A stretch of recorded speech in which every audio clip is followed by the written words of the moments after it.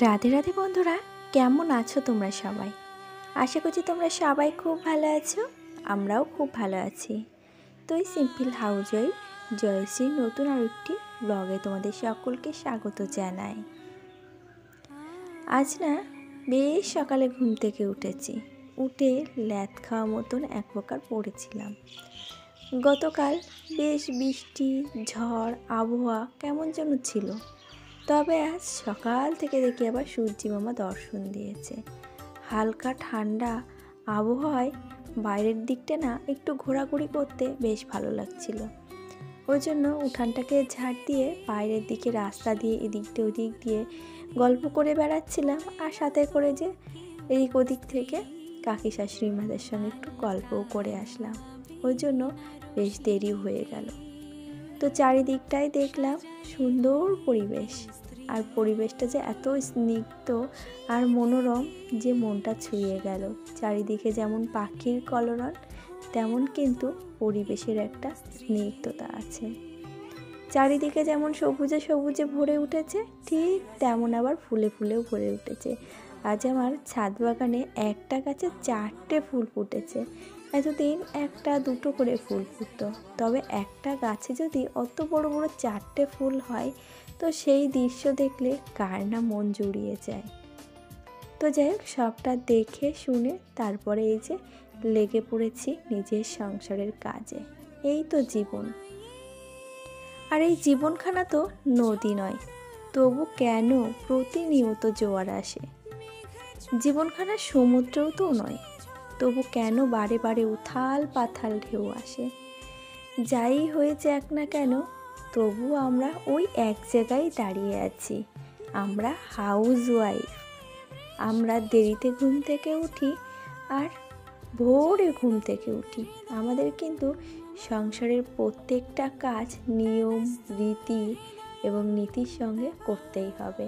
আর এদিকে দেখলে ঘরে ঢুকেই কাণ্ডখানা, যেটা তোমাদের অগোচরে প্রায় দিন হয়ে যায়। ওই যে পাখি যে কি পাগল আমি বুঝি না, ওখানে ব্ল্যাক শেডের কাজ দেওয়া আছে, সেটাতে ও এসে দেখে ওর নিজের মুখখানি দেখা যায়, ভাবে যে অন্য প্রতিবিম্ব কেউ আছে, মানে অপোজিটে কেউ আছে, সেটা ভেবে ঠুকরিয়েই যায়।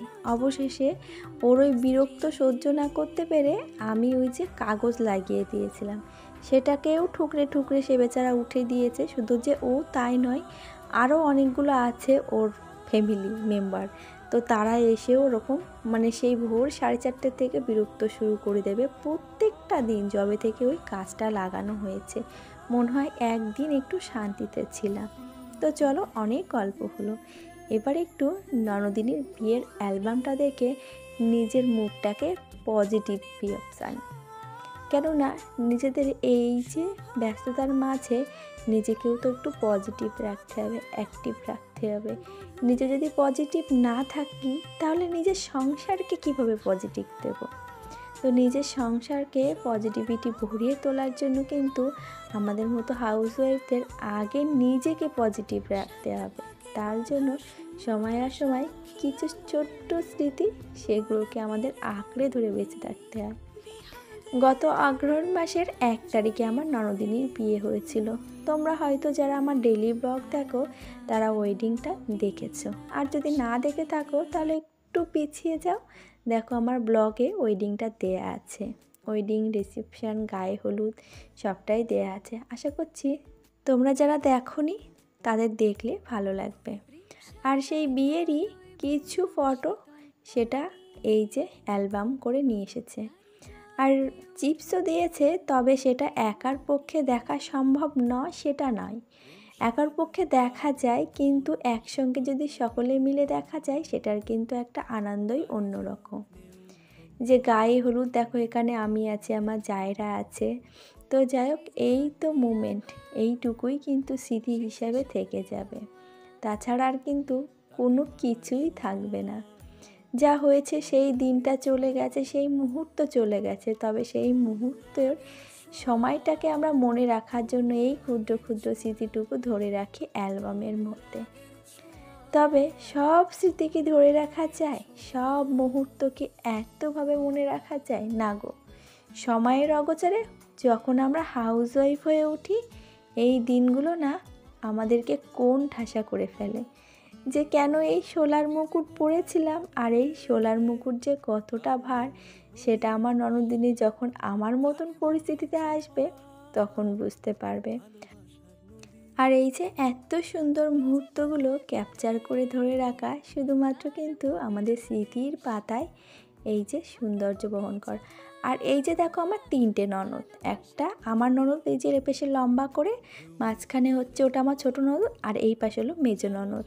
আমার শ্বশুরের 6 ভাই, তার মধ্যে কিন্তু ওই 3টে হলো আমাদের ননদ। তো আমার ননদ বড়, আর একটা কাকা শ্বশুরের মেয়ে ছোটো ননদ, তার বিয়ে, আর সেজো কাকা শ্বশুরের একটা মেয়ে, তো তার বিয়ে হয়ে গেছে।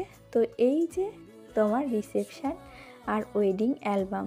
তো বন্ধুরা, এই যে তোমাদের রিসেপশান আর ওয়েডিং অ্যালবামটা দেখাচ্ছি, এটাতে তোমাদের কেমন লাগলো অবশ্যই একটা কমেন্টের মাধ্যমে জানিও। আর আজকের ভিডিওতে যদি কোনো অংশ একটু ভালো লেগে থাকে তো প্লিজ একটা লাইক কমেন্ট করে জানাতে ভুলে যেও না। আর নতুন যদি কোনো বন্ধু আজকের ভিডিওটি আমার এই পর্যন্ত দেখে থাকো, ভিডিওটি দেখে ভালো লাগলে চ্যানেলটিকে সাবস্ক্রাইব করে রাখতে পারো। আর পুরনো বন্ধুরা যারা অলরেডি কাজটি করে রেখে দিয়েছো তাদেরকে জানাই অসংখ্য ধন্যবাদ আর অনেক ভালোবাসা। চলো, দেখা তো হয়ে গেল, এবারে এই ব্যাগটা নিয়ে কাকি শাশুড়িমার বাড়িতে দিয়ে আসি। তো তাকে ব্যাগটা দিয়ে এসেছি, আর তার একটা বাটি ছিল আমাদের বাড়িতে। ওই যে একই পরিবারে থাকলে কি হয়, বাটিতে করে তরকারি কি কোনো রকম খাবার দাবার চালাচালি হয়, তো সেটাই এক প্রকার বলতে পারো। তো সেটাকে দিয়ে এসে তারপরে নিজের জন্য 1 কাপ চা বানিয়ে নিয়েছি, আর সাথে মায়ের দোকানের পাউরুটি। তো গতকাল পাঠিয়েছিল মা রাত্রেবেলা, তো ওই জন্য আজকে একটু সেকে নিয়ে পাউরুটিটাকে চায়ের সাথে খেয়ে নিলাম। যাও, সকালবেলা হালকা ফুলকা ভারী একটা ব্রেকফাস্ট হয়ে গেল। আর আকাশটা দেখেছো, সকালবেলা যতটা রোদ্দুর ছিল এখন কিন্তু আবার মেঘলা মেঘলা। তবে আমিও সুযোগ বুঝেছি, এই তো মেঘলা ওয়েদার, তারপরে আবার শুনছি ঝোড়ো হাওয়া বৃষ্টি হতে পারে। তো এই সুযোগে ভাবলাম যে একটু হালকা মেঘলা হালকা হাওয়া, আবার এদিকে রোদ্দুর আবহাওয়া আছে, যে কয়টা জামা কাপড় আছে সব কটাকে ধুয়ে আগে মেলে দিই। কেননা গত বৃহস্পতিবারে তো জামা কাপড় ধোয়া কোনো কিছুই হয়নি। আর আমি বৃহস্পতিবারের দিন করে একটু মেনে চলি, তোমার যেমন ধরো জামা কাপড় ধোয়া, মাথায় শ্যাম্পু দেয়া, কিছু ঘর বাড়ি পরিষ্কার পরিচ্ছন্ন করা, সেগুলো কিন্তু মেনে চলি। তবে যে সবসময় সব কিছু মেনে যাওয়া যায় তা কিন্তু নয়, এমন কখনো কখনো কোনো দিন আসে বৃহস্পতিবার হলেও কিন্তু সেটাকে মানা যায় না।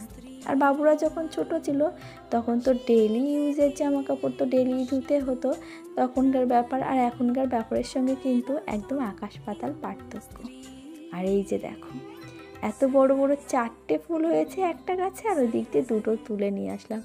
তো এরকম ফুল যদি তুলে ঠাকুরের আসনে পুজো দেওয়া হয় তাহলে কার মনটা না পড়ে। ওই কয়টা ফুলেই আমার ফুলের ডালা ভরে গেছে। আর ঠাকুরের আসনে সাজালে তো ঠাকুরের আসনটা দেখতেই যেন চোখটা জুড়িয়ে যাবে। চলো, প্রদীপ আর ধূপকাঠি ধরানো হয়ে গেছে, এবারে পুজোটা ধীরে সুস্থে দিয়ে নেওয়া যাক।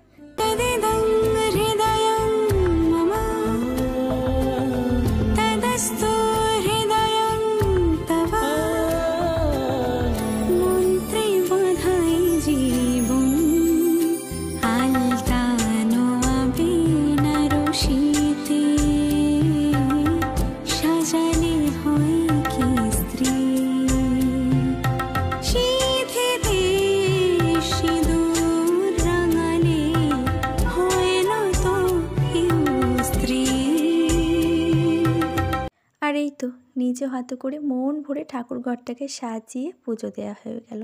এবারে চলো রান্নাঘরের দিকে যাওয়া যাক। আর এই যে রান্নাঘরে এসে আগে হাঁড়িটাতে জল ভরে উনানে বসিয়ে রেখে তারপরে এই যে চাল ডাল সমস্তটাই ধুয়ে পরিষ্কার করে নিয়ে আসলাম। আর এই চাল ধোয়া জল আর ডাল ধোয়া জলটা কিন্তু আমি রেখে দিয়েছি আমার গাছেদের জন্য, সেটা সময় বুঝে আমি দিয়ে আসবো। তো যাই হোক, এই যে আজকে রান্না করব টক ডাল। তো আগে একদিন একটা আমের থেকে হাফ দিয়ে ডাল রান্না করেছিলাম, আর হাফটা রেখে দিয়েছিলাম, আর এখন হাফটা দিয়ে আবার কয়টা টমেটো দিলাম। তবে জানো তো, এই যে আমগুলো এত পরিমাণে টক হয় যে হাফ আমেই কিন্তু ডালটা টক হয়ে যায়। তবে তোমাদের দাদাভাই বললো একটু টমেটো দিও, তার জন্য একটু টমেটোও দিয়ে দিলাম। আর টমেটোগুলো ছোট ছোট ছিল আর আজ তো দেখতে বেশ ভালোও লাগছিল, তো আমি ওই জন্য গোটাটা দিয়ে একেবারে সিদ্ধ বসিয়ে দিয়েছি। আর আজকে একদম হালকা ফুলকা খাবারই রান্না করছি, ওদিকে টক ডাল হবে আর এদিকে ভাতে ভাত আলু সিদ্ধ। তো এই তো আমার ফাইনালি রান্নাও কমপ্লিট হয়ে গেছে, ভাতটাও দেখো এদিকে ফুটে উঠেছে। এখন গ্যাসটা অফ করে দিলাম, বেশ 10 মিনিট পরে গিয়ে ভাতের ওই যে গ্যাসটা অন করে দিলেই মোটামুটি 1-2 ফুট দিলে তখন ভাতটা আমার হয়ে যাবে। আর এদিকে ডালটা তোমার শুকনো লঙ্কা আর সর্ষে ফোড়ন দিয়ে ডালটাকেও বানিয়ে নিয়েছি, আর সাথে হালকা একটু নামানোর আগে চিনি দিয়েছিলাম, যেহেতু টক মিষ্টির একটা ব্যালেন্স রাখার জন্য। আর এদিকে দেখছি আবার মেঘলা, আর এদিকে দেখো তুমুল জোরে হাওয়াও শুরু হয়েছে। তো ওই জন্য ঝটপট করে এসে আগে জামা কাপড়গুলো তুলে নিয়েছি, তারপরে নিচে এসে এই যে সকলের খাবার বেড়ে নিয়েছি, টক ডাল। আর এদিকে বাবুদের স্কুল থেকে খাবার ছিল 2টো ডিম সিদ্ধ আর আলুর তরকারি। আর এদিকে আমাদের খাবারে ছিল আলুর দম বলছি, সরি, আলু সিদ্ধ আর টক ডাল। তো আলু সিদ্ধটাকে এখন মেখে নেব। তোমাদের দাদাভাইকে বললাম মাখতে, তো সে এক কথায় তো রাজি নয়, তুমি মাখো। আমার এই যে লঙ্কা হাত দিয়ে ডলতে ভালো লাগে, কিন্তু ডলার পরে এই যে হাতটা আমি ভাত খাওয়ার পরে হাতটা ভালো করে ধুয়ে নিলেও যদি আমি কোনো রকম ওই হাত দিয়ে চোখ ডলি তখন আমার চোখটা জ্বালা করে। সেই কারণে আমি তোমার দাদাভাইকে বললাম, কিন্তু সে বললো আমি তেল লবণ সব দিয়ে দেবো, তুমি এক হাতে মাখিয়ে ফেলো। তো ওই আর কি, দেখো আমি আলুটাকে মাখছি, এদিক দিয়ে তেল লবণ সমস্তটাই দিল। আলুটা মেখে এবারে আমার ছোটো বাবু নেবে আর আমরা দুজনে নেব। বড় বাবু আবার এসব কোনো কিছুই নেবে না, সে বেচারা কোনো রকম কোনো সবজি তরকারি খেতে চায় না। তবে কিন্তু ছোটোবেলায় যখন ভাত খাইয়ে দিতাম মাখিয়ে চুকিয়ে তখন কিন্তু সব রকম খেত। তবে যবে থেকে নিজ হাতে করে খাওয়া শিখেছে তবে থেকে ওই তার অভ্যাস। আর ছোটো বাবু এদিকে আবার ডাল সবজি খাবে, ডিম খাবে, মাংস খাবে, সে আবার মাছ খাবে না। দুটো বাচ্চা নিয়ে যে কী ঝামেলায় পড়া যায় খাওয়ার সময় হলে।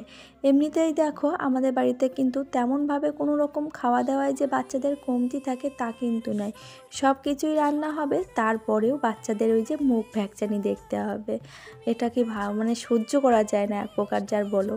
তো তারপরে এই যে খাওয়া দাওয়া শেষ করে বাসন কোসন মাজা ধোয়া করে আজ 10 মিনিট রেস্ট নিয়েছিলাম শুধুমাত্র তোমাদের কাছে ভিডিও শেয়ার করার জন্য।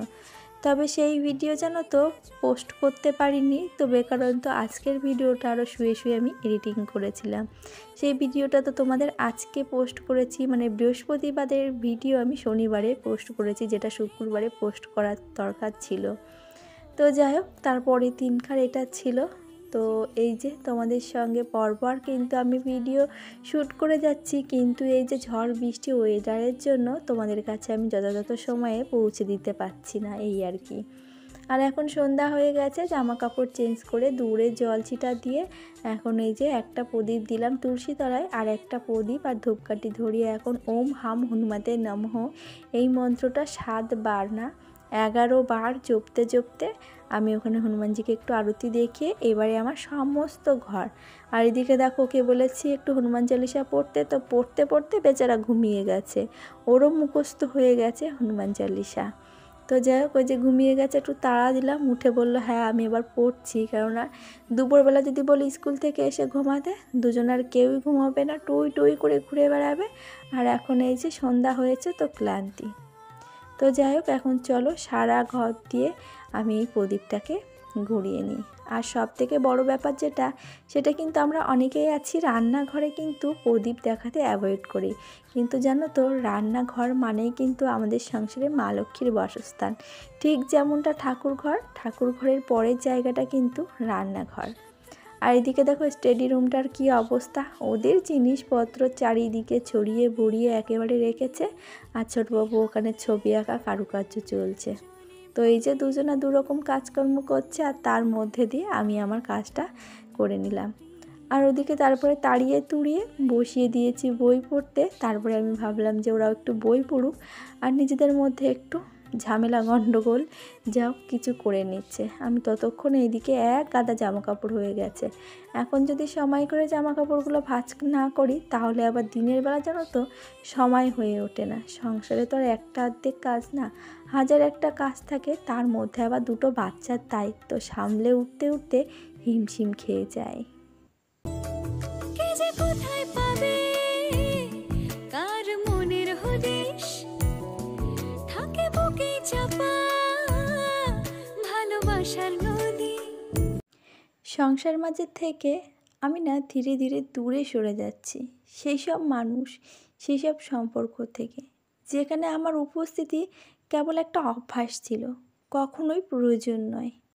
এমনকি আমি ভালোবাসার কাঙালও নয়, কিন্তু উপেক্ষা আমাকে বুঝিয়ে দিল যেখানে গুরুত্ব নেই সেখানে থাকা মানে নিজেকে ছোট করে ফেলা, আর নিজেকে ছোট করে ফেলা মানে নিজের আত্মসম্মানকেও ছোট করে ফেলা।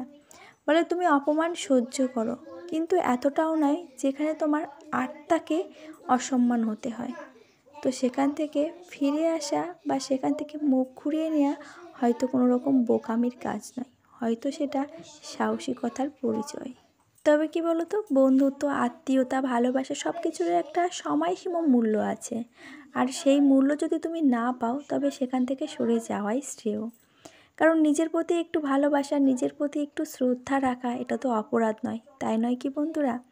তবে সেখানে হয়তো একটু ভুল বোঝাবুঝির সৃষ্টি হতে পারে, যে মানুষটা তোমাকে ভালোবাসে আর যে মানুষটা তোমাকে উপেক্ষা করে ওই ভালোবাসার মানুষের প্রতি আঙুল তুলছে, সেই মানুষটাই কিন্তু মধ্যে থেকে যাবে। যদি তোমার ভালোবাসা সঠিক হয়, যদি তোমার সম্পর্কর মধ্যে একটা মজবুত বন্ধন থাকে, ঠিক সময় হলে তুমি সেটা একদিন পেয়ে যাবে।